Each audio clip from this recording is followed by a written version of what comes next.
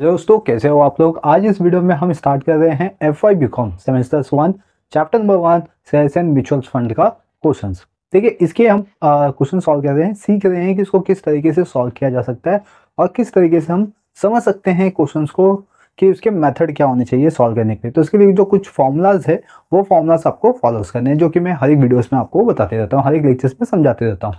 Right, और मैं बता दूं कि ये सिर्फ FY बीकॉम का सिलेबस नहीं है, बल्कि ये BMS में भी है, BBI में भी है और BAF में भी है।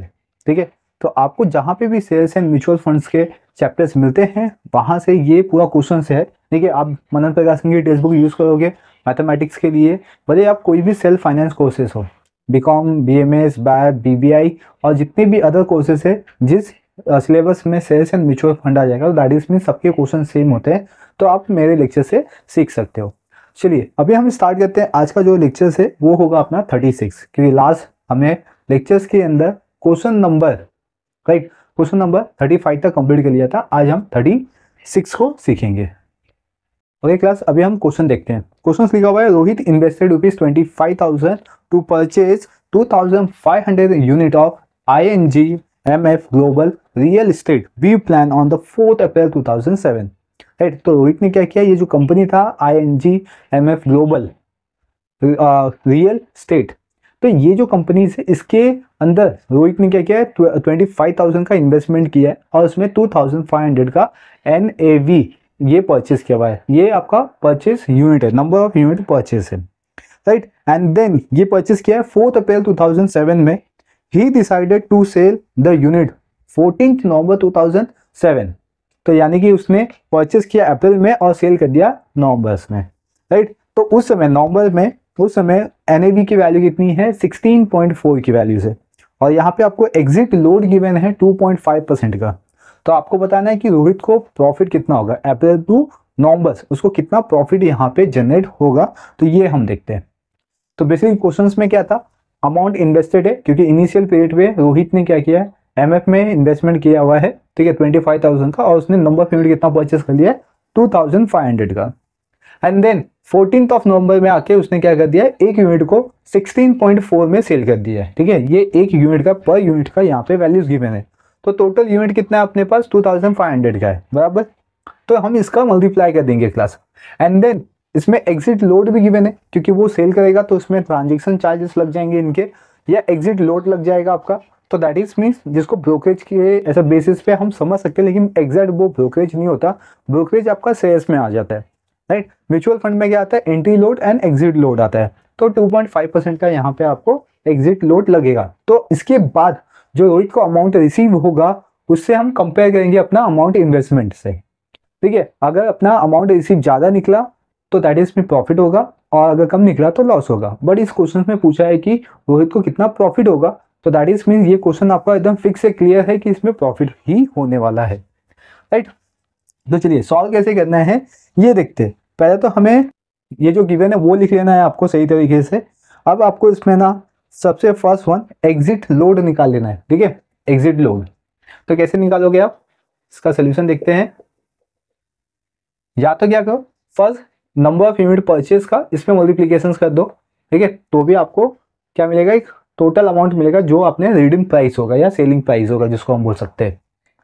राइट, लेकिन हम क्या कहते हैं, पहले एग्जिट लोड लेस करते हैं। अब तक हमने जो सम्स किए हुए हैं ना, उसके अंदर उसमें क्या किया हमने, पहले एग्जिट लोड को लेस किया हुआ है एंड देन फिर उसका मल्टीप्लीकेशन किया हुआ है। तो सेम ऐसे ही करेंगे हम।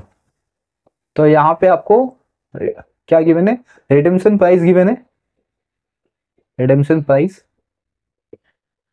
ये है आपका 16.4 का है। ठीक है, रिडेम्पशन प्राइस कितना है, 16.4 रुपीज है। ओके, तो अभी इसमें आपको रिडेम्पशन प्राइस पर यूनिट निकालना है। तो यहाँ पे आपको रिडेम्पशन प्राइस मिल गया, सॉरी रिडेम्पशन प्राइस कैसे मिलेगा आपको, देखिए ये NAV है, इसका फॉर्मूला देख लेता हूँ मैं यहाँ पे पहले। NAV से हम क्या करेंगे, लेस करेंगे एग्जिट लोड। ठीक है, तो अपने को रिडेम्पशन प्राइस मिल जाएगा। NAV कितना है अपने पास, 16.4 का है। ठीक है, 16.4 का है, और इसमें एग्जिट लोड लगाना है। ठीक है, एग्जिट लोड कितना है, 2.5%, और ये किस पे आएगा, ऑन NAV यानी कि 16.4 पे। तो 16.4 माइनस एग्जिट लोड, इसका कैलकुलेट कर लेते हैं तो आंसर आएगा इसका 0.41, राइट। ये आ गया आपका एग्जिट लोड। इसको लेस कर दो इसमें से अभी, तो इसको लेस करके अपना रिडेम्पशन प्राइस पर यूनिट आ जाएगा। इसको लेस करेंगे तो दैट इज मीन्स 15.99, ठीक है, यस 15.99 आ गया। देन अभी हम फाइंड आउट करेंगे कि अमाउंट रिसीव कितना होगा, अमाउंट रिसीव्ड। तो अमाउंट रिसीव का फॉर्मूला क्या आएगा, पहले तो आप देखिए रिडीम्शन प्राइस कितना है आपका, आपने कितने में रिडीम किया हुआ है, रिडीम्शन प्राइस और उसका मल्टीप्लीकेशन कर दीजिए किसमें, नंबर ऑफ यूनिट में, नंबर ऑफ यूनिट परचेस, ठीक है। ओके, तो इसमें रिडीम्शन प्राइस आया 15.99 का और नंबर ऑफ यूनिट परचेस है 2500 का। इसका मल्टीप्लीकेशन कर लेते हैं क्लास, तो इसका आंसर आएगा 39,975। ये हो गया, ये अमाउंट रिसीव होगा रोहित को, बट रोहित ने इन्वेस्टमेंट कितना किया है 25,000 का और अमाउंट रिसीव कितना है 39,000 का, तो दैट इज में यहाँ पे रोहित को प्रॉफिट होगा। तो एग्जैक्ट प्रॉफिट कितना होगा ये आपको बताना है। तो यहाँ पे लिखेंगे हम टोटल प्रॉफिट, और टोटल प्रॉफिट लास्ट लेक्चर्स में हमने टोटल गेन देखा था, टोटल गेन और टोटल प्रॉफिट ऑलमोस्ट सेम ही है। तो टोटल प्रॉफिट का फॉर्मूला क्या होगा, अमाउंट रिसीव्ड, ठीक है, amount received minus amount invested, ठीक है। तो अमाउंट रिसीव कितना हुआ है 39,975 का और अमाउंट इन्वेस्टेड कितना है अपने पास 25,000 का। ओके, इसको लेस कर लेते हैं क्लास, तो 14,000 यहाँ पे लिखता हूँ एक सेकेंड, हाँ 14,975 का, ये हो गया। अब हम इसको स्टेटमेंट देते हैं, क्या स्टेटमेंट चाहिए यहाँ पे कि हिज प्रॉफिट यानी कि रोहित का प्रॉफिट कितना हुआ है, तो लिखेंगे रोहित्स प्रॉफिट, रोहित्स प्रॉफिट, ठीक है, इज रुपीज 14,975। तो ये था अपना क्वेश्चन नंबर 36, जिसमें आपको सिर्फ टोटल गेन या टोटल प्रॉफिट निकालना था। ऑलमोस्ट जो हमने अब तक क्वेश्चन नंबर 32 से लेके 35 तक जितने भी क्वेश्चंस किए हैं, ठीक है, उसके अंदर ये कॉन्सेप्ट तो था ही, बट इसको थोड़ा सा और मॉडिफाई करके क्वेश्चन दे दिया। मतलब इसमें आपको एंट्री लोड ना देते हुए एग्जिट लोड दे दिया है, सिर्फ बस इतने ही किया हुआ है, राइट। और इसमें number of unit, sorry NAV, जो परचेस ऑफ एनएवी है वो भी नहीं दिया, सिर्फ इसमें नंबर ऑफ यूनिट दिया है। यानी कि अब तक हम जो प्रीवियस लेक्चर्स में किए थे उसमें हमने क्या किया था, नंबर ऑफ यूनिट भी फाइंड आउट किया था, बट यहाँ पे आपको number of unit find out करने की रिक्वायरमेंट नहीं है, क्योंकि इसमें नंबर ऑफ यूनिट आपको गिवन है। तो दैट इज इसमें इजी भी कर दिया हुआ है, लेकिन क्वेश्चन को थोड़ा सा मॉडिफाई भी कर दिया हुआ है। अब आते हैं हम क्वेश्चन नंबर 37 पे, ठीक है। क्वेश्चन नंबर 37 देखिए, Mumtaz purchase 1,200 unit of Tata dynamic bond BG at ₹12,000, ठीक है। तो मुमताज ने क्या किया है कि इन्वेस्टमेंट किया हुआ 12,000 का और उसमें यूनिट परचेस कर लिया 1,200 का, ठीक है। ऑन 14 अप्रैल 2007 में she sold her unit on 9 December 2007 at NAV of ₹15.36, ठीक है। तो NAV ऑन द 9 दिसंबर 2007 यानी कि ये एग्जिट यहाँ पे हो रहे हैं, ठीक है, एग्जिट होगा यहाँ पे, तो उसका NAV गिवन है 15.36 का, यानी कि तब का वैल्यू था ये। एंड देन आपको यहाँ पे short term gain tax given है, शॉर्ट टर्म गेन टैक्स, इसको शॉर्ट में बोलते हैं STGT, और ये 10% किसका है, प्रॉफिट का, ठीक है। जो भी प्रॉफिट आएगा उस पर आपको 10% का टैक्स देना पड़ेगा। फाइन हर नेट प्रॉफिट है, तो यहाँ पे भी आपको नेट प्रॉफिट निकालना है, बट यहाँ पे आपको एंट्री लोड और एग्जिट लोड ये गिवन नहीं है, उसके प्लेस पे इसको थोड़ा सा रिप्लेस किया गया, ठीक है। और इसके आपको entry load and exit load को इस क्वेश्चन से पूरा रिमूव करके इसमें टैक्स दे दिया गया। आपको 10% का टैक्स किस पे देना है, आपको ये प्रॉफिट पे देना है। तो दैट इज में पहले हमें प्रॉफिट निकालना होगा, फिर उस पर 10% का टैक्स निकाल के हमें बताना होगा कि नेट प्रॉफिट कितना होगा मुमताज का, राइट। तो चलिए कैसे करना है, सेम कॉन्सेप्ट है, इसमें आपको नंबर ऑफ यूनिट सब कुछ गिवन है, और इसमें हम देखिए यहाँ पे इस क्वेश्चन में रिडेम्पशन प्राइस आपको गिवन है, देखिए, और एग्जिट लोड गिवन नहीं है, तो दैट इज में ओनली आपको रिडेम्पशन प्राइस गिवन है। फिर आपका अमाउंट रिसीव कितना होगा ये निकाल लेना है आपको, फिर टोटल प्रॉफिट का फॉर्मूला यूज कर लेना है, तो आपको प्रॉफिट मिल जाएगा यहाँ तक, तो फर्स्ट वन हम यहाँ पे क्या करेंगे, लिखते हैं रिडेम्पशन प्राइस लिख लेते हैं। इसमें आपको रिडेम्पशन प्राइस गिवन है। रिडेम्पशन प्राइस आपका सेलिंग पे होता है, तो पर यूनिट का कितना है इसमें 15.36। ठीक है, ये सोल्यूशन देख रहे हैं। देन अभी आपको यहाँ पे यूज करना है अमाउंट रिसीव का फॉर्मूला, अमाउंट रिसीव्ड। तो अमाउंट रिसीव कितना है यहाँ पे, redemption price into number of unit purchase. ठीक है, अभी देखो रिडेम्पशन प्राइस कितना है अपने पास यहाँ पे 15.36 का है, और नंबर ऑफ यूनिट कितना परचेस किया हमने 1200 का। इसमें मल्टीप्लाई कर दो क्लास। ठीक है, तो आपको टोटल अमाउंट रिसीव पता चल जाएगा, और ये आएगा 432। ये अमाउंट रिसीव है। तो अभी इसमें प्रॉफिट कितना होगा वो देखो, यानी कि total profit is equal to amount received minus amount invested.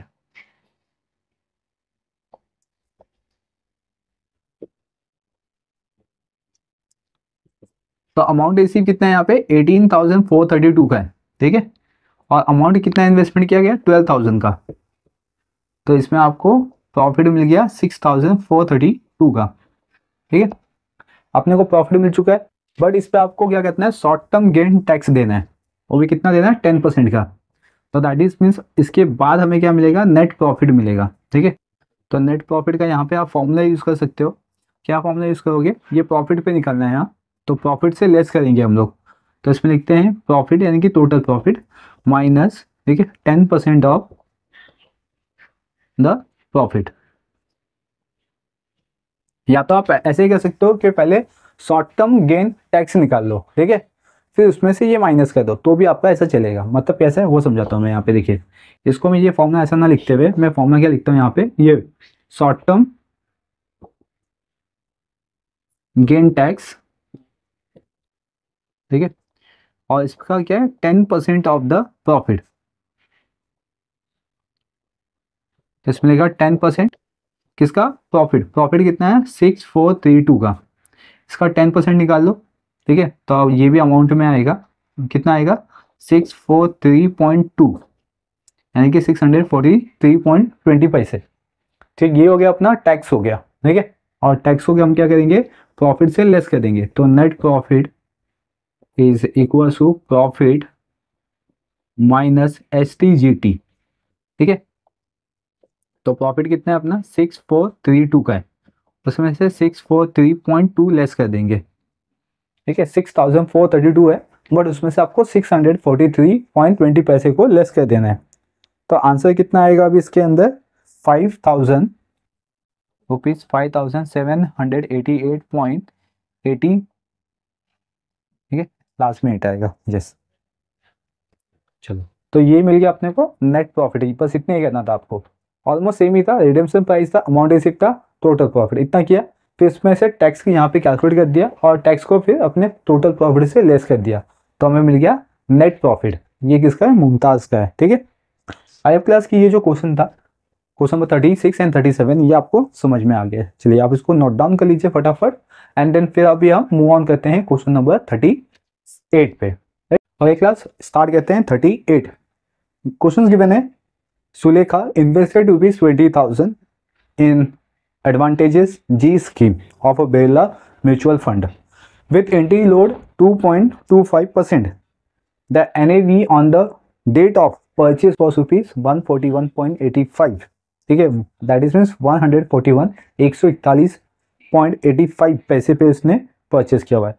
और आपको फाइंड करना है नंबर ऑफ यूनिट कितना परचेस किया हुआ है, और अगर करंट NAV आपको गिवन है। करंट NAV मतलब सेलिंग, जब ये सेल करेगी, जब ये एग्जिट करेगी, तब का NAV कितना दिया हुआ है 161.85। तो find the current value of the investment.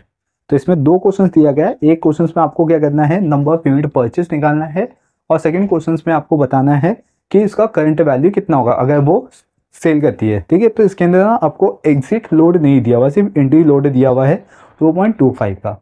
Right. तो विदाउट एग्जिट लोड ये अपना सेल कर सकती है म्यूचुअल फंड।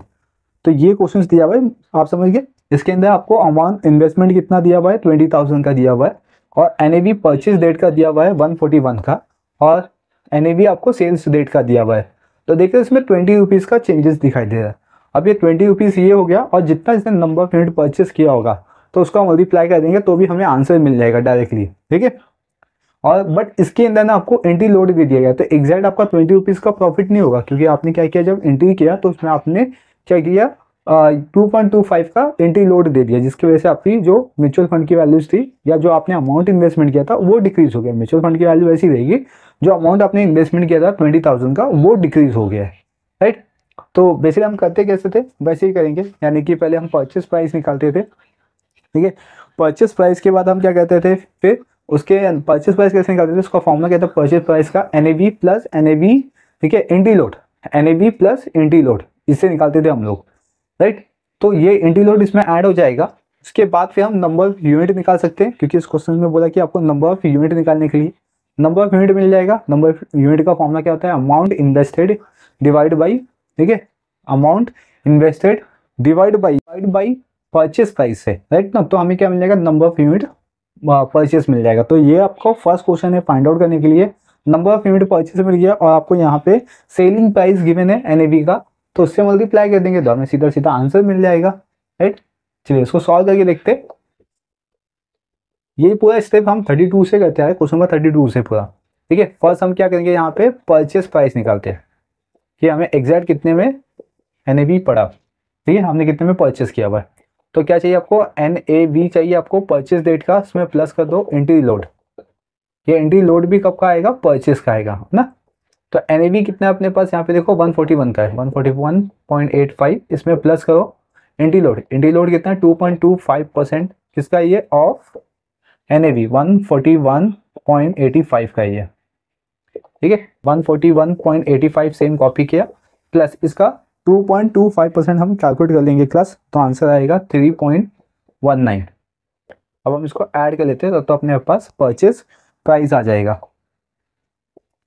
ओके, इसको ऐड करते हैं, देन परचेस प्राइस आएगा 145.04, परचेस प्राइस मिल गया। इसके बाद हम क्या निकालेंगे, इसमें नंबर ऑफ यूनिट परचेस, ठीक है, ये हो गया। तो अभी इसका फॉर्मूला क्या था, नंबर ऑफ यूनिट परचेस का। पहले तो देखो आपने कितना अमाउंट इन्वेस्टेड किया हुआ है, और फिर इसको डिवाइड बाई कर दो, किससे डिवाइड करोगे आप, परचेस प्राइस से, ठीक है, परचेस प्राइस। तो अमाउंट कितना इन्वेस्टमेंट है, 20,000 का अमाउंट इन्वेस्टमेंट है यहाँ पे, और उसको डिवाइड करना है आपको 145.04 से, तो आपको नंबर ऑफ यूनिट परचेस मिल जाएगा। मतलब ये जो भी आंसर रहेगा ये आपका नंबर ऑफ यूनिट में होगा। ओके, हम उसको डिवाइड कर लेते हैं, तो इसका आंसर आएगा 137.8930, ठीक है, ये यूनिट में आएगा इसका आंसर। ओके, तो अपने पास नंबर ऑफ यूनिट परचेस आ गया, और आपको सेकंड क्वेश्चन क्या बताना था कि current value of the investment. तो फर्स्ट आपको क्या गिवन है यहाँ पे, एनएवी ऑन द सेल्स, यानी कि रिडम्पशन प्राइस गिवन है, ठीक है। तो आपको क्या निकालना है, इसमें करंट वैल्यू निकालना है ना, तो लिखते हैं करंट वैल्यू ऑफ इन्वेस्टमेंट। तो करंट वैल्यू ऑफ इन्वेस्टमेंट कैसे निकाल सकते हैं, पहले तो देखो आपका रिडम्पशन प्राइस क्या है, ये जो है ना अपना, ये क्या है, रिडम्पशन प्राइस है, ठीक है, इसको हम रिडम्पशन प्राइस बोलते हैं। तो यहाँ पे लिखते हैं रिडम्पशन प्राइस,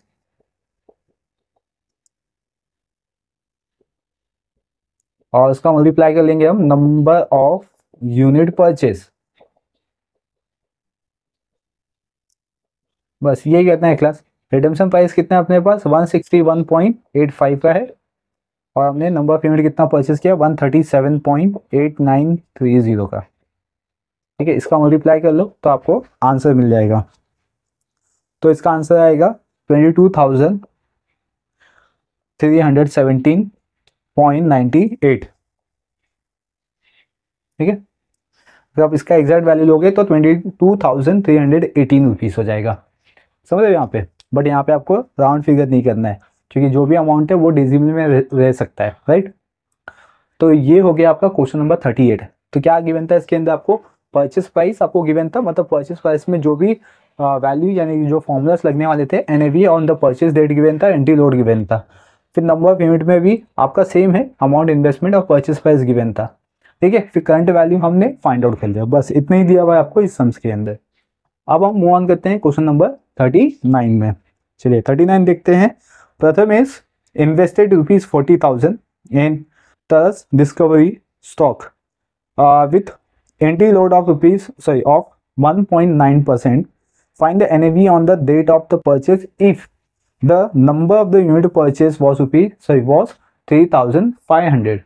तो यानी कि इसमें जो प्रथमेश है उसने इन्वेस्टमेंट किया हुआ है 40,000 का और उसने एंट्री लोड दे दिया 1.90 का। आपको number of unit purchase given है, बट आपको इस क्वेश्चन के अंदर क्या फाइंड आउट करना है, फाइंड क्या करना है, exact NAV on the date of purchase, ये आपको फाइंड आउट करना है। तो फर्स्ट वन देखो, जो एंट्री लोड होती है ना वो एनएवी पे लगती है। अगर हम परचेस प्राइस का फॉर्मूला देखेंगे, ठीक है, तो एनएवी पे क्या होता है, आपका एंट्री लोड लगता है, बट आपको एनएवी गिवन नहीं है, आपको एनएवी फाइंड आउट करना पड़ेगा। तो इसमें हम लेट कर सकते हैं, लेट एनएवी, ठीक है, ऑन द परचेस डेट का ही रहेगा। तो let NAV equals to ₹x, क्योंकि मैथ्स का ये बेसिक रूल है, अगर आपको कोई भी कॉन्सेप्ट नहीं पता है तो उसको पहले लेट x कर लो। तो ₹x कर लिया हमने, फिर इसमें से आप परचेस प्राइस निकाल लो। ठीक है, परचेस प्राइस क्या आएगा वो देखो, परचेस प्राइस का फॉर्मूला होता है एनएवी प्लस, ठीक है, entry load on NAV, on NAV. तो परचेस प्राइस कितना है, परचेस प्राइस निकालने के लिए एनएवी चाहिए, एनएवी कितना है, x है, प्लस एंट्री लोड कितना है 1.9 का, 1.9% इधर पे ऑफ आएगा, ऑफ इसका एनएवी, एनएवी कितना है x, तो x प्लस इसको 1.9 को 100 से डिवाइड कर दो कैलसी में, तो आंसर आएगा 0.019x। ठीक है, x के साथ मल्टीप्लाई भी कर दिया मैंने, और इसके आगे कुछ नहीं है तो 1 है, तो उसको हम ऐड कर लेंगे क्लास। तो ये दोनों ऐड हो जाएगा क्योंकि इसमें वेरिएबल सेम है x, तो ये हो जाएगा 1 प्लस है ना यहाँ पे, तो 1 पॉइंट इधर का आएगा 0.019x, ये आ गया परचेस प्राइस। ठीक है, आपको क्या फाइंड आउट करना है, इसके अंदर एनएवी फाइंड आउट करना है, बट आपको इसमें number of unit purchase given है, तो हम क्या करेंगे, नंबर ऑफ यूनिट परचेस का फॉर्मूला यूज करते हैं। फॉर्मूला क्या होगा इसका, अमाउंट इन्वेस्टेड, ठीक है, अमाउंट इन्वेस्टेड इनटू, क्या आएगा इसमें, सॉरी इनटू भी नहीं आता, डिवाइड होता है ना ये, डिवाइड परचेस प्राइस। ओके, तो अमाउंट इन्वेस्टेड कितना है इसके अंदर, ये देखिए अमाउंट इसमें इन्वेस्टेड है 40,000 का, और उसको डिवाइड कर दीजिए परचेस प्राइस से। परचेस प्राइस कितना है अपने पास 1.019x है, और नंबर ऑफ यूनिट परचेस कितना है 3,500 का है, राइट। अभी क्या कीजिए ना, ये जो पार्ट है ना इसको इधर लेके आइए और 3,500 को इधर पे, तो that is means 1.019x equals to 40,000 divide by 3,500। ठीक है, सिर्फ प्लेस चेंज किया इसलिए साइन चेंज नहीं किया हमने, ओनली प्लेस चेंज किया इसलिए साइन चेंज नहीं किया। अब इसको डिवाइड कर देते हैं क्लास, तो इसमें 20 कैंसिल हो गया, 35 से मतलब 400 को 35 से डिवाइड कर दीजिए, तो इसका आंसर आएगा 11.4286। ठीक है, अभी ये मल्टीप्लीकेशन फॉर्मेट में इस साइड आएगा तो डिवाइड हो जाएगा, तो मैं यहाँ पे लिखता हूँ therefore x equals to 11.4286 divide by 1.019, तो अपने पास यहाँ पे आंसर मिल जाएगा इसको डिवाइड करने पे 11.22। तो ये मिल गया अपने को NAV on the date of purchase, तो यहाँ पे लिखते हैं NAV on the date of purchase,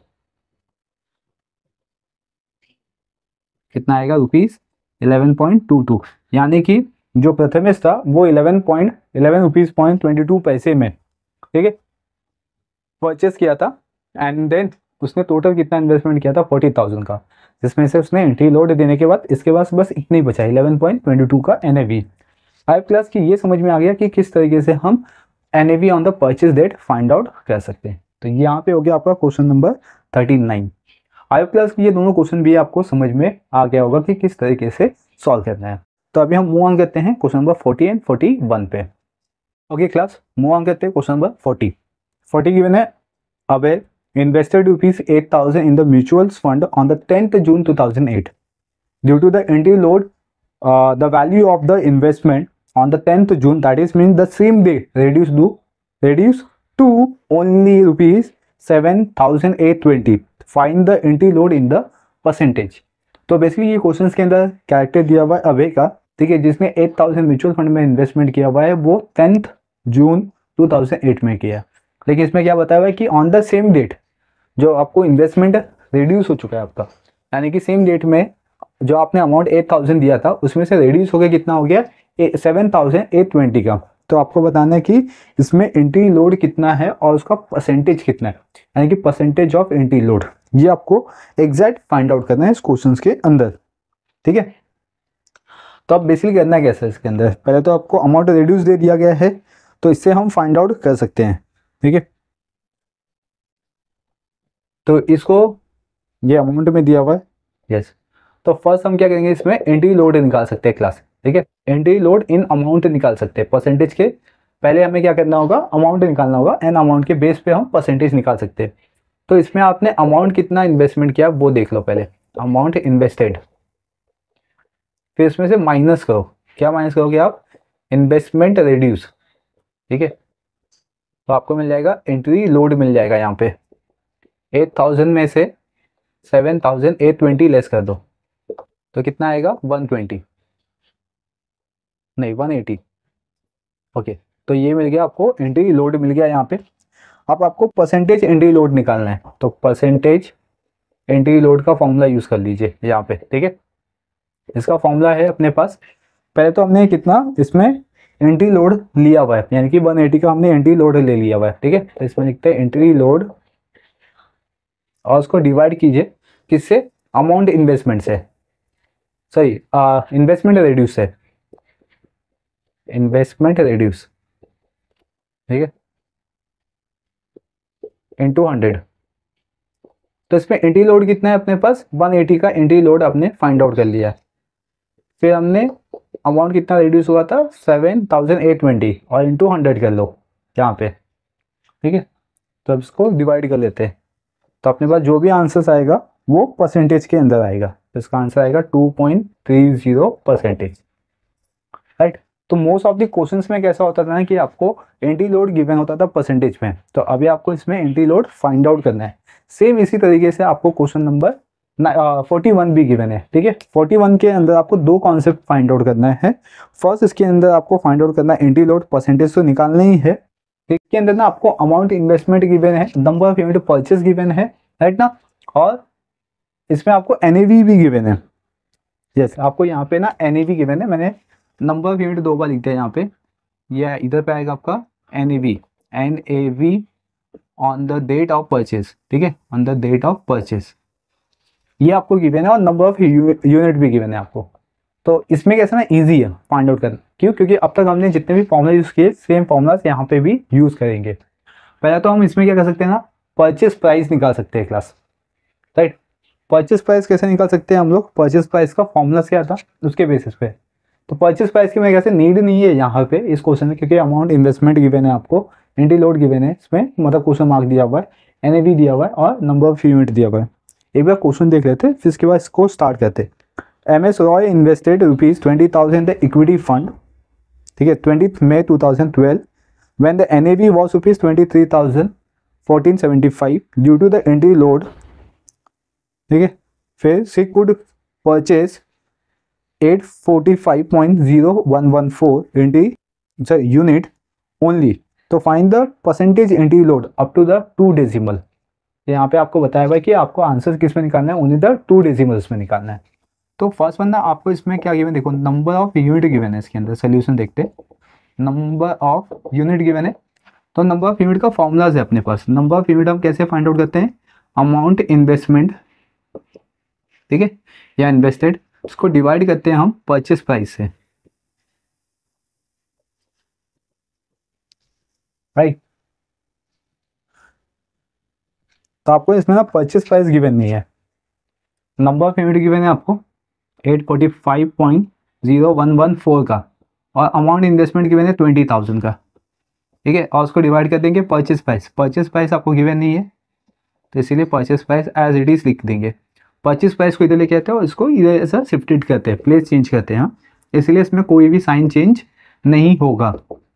तो इसमें आएगा 20,000, उसको डिवाइड कर देंगे 845.0114 पे, इसको अभी डिवाइड कर दो क्लास, ठीक है। इसको डिवाइड कर देंगे तो आंसर आएगा 23.66832, ये आ गया आपको परचेज प्राइस। ओके, आपको क्या करना है, एंट्री लोड फाइंड आउट करना है। तो अभी हम परचेस प्राइस का फॉर्मूला यूज कर लेते हैं। परचेस प्राइस का फॉर्मूला क्या होता है, NAV प्लस एंट्री लोड, ठीक है, entry load on off NAV। तो NAV कितना है अपने पास 23.1475 है, इसमें प्लस करो एंट्री लोड ऑफ NAV, ठीक है। एंट्री लोड ऑफ NAV तो है नहीं अपने पास, राइट। तो अभी हम एंट्री लोड ऑफ NAV को निकालना है, तो उसको सेम ऐसे ही लिख लेते हैं हम लोग यहाँ पे, एंट्री लोड, ठीक है। बट अपने पास परचेस प्राइस हमने यहाँ पे फाइंड आउट किया हुआ है क्लास, ठीक है। तो यहाँ पे लिखते हैं परचेस प्राइस का वैल्यू। ओके, अभी ये प्लस है, इस साइड आके माइनस हो जाएगा, तो 23.66832 माइनस, ठीक है, क्या आएगा इसमें 23.1475 इक्वल्स टू एंट्री लोड। तो अपने को एंट्री लोड यहाँ पे मिल गया। अब इसको माइनस करेंगे क्लास, तो इसमें आंसर आएगा 0. ऐसा लिखते हैं इसको, एंट्री लोड इज इक्वल 0.50, ठीक है, 520819, ये मिल गया। अभी आपको इसका परसेंटेज निकालना है। तो परसेंटेज हमने कैसे निकाला था प्रीवियस सम में, देखिए यहाँ पे एंट्री लोड और उसको फिर डिवाइड कर दिया था हमने इन्वेस्टमेंट रिड्यूस, ठीक है। तो इसमें इन्वेस्टमेंट रिड्यूस नहीं गिवन है, इसमें आपको NAV गिवन है डायरेक्टली। तो इसको मैं यहाँ पे कंटिन्यू करता हूँ। अभी आपको देखो परसेंटेज एंट्री लोड निकालना है, तो आपको इसके अंदर फर्स्ट वन एंट्री लोड का अमाउंट कितना है वो देखो, और उसमें NAV से इसको डिवाइड कर दो और इंटू 100, ठीक है। एंट्री लोड अभी कितना है अपना 0.52081 का आया, ठीक है। यहाँ पे आपको एंट्री लोड आ गया।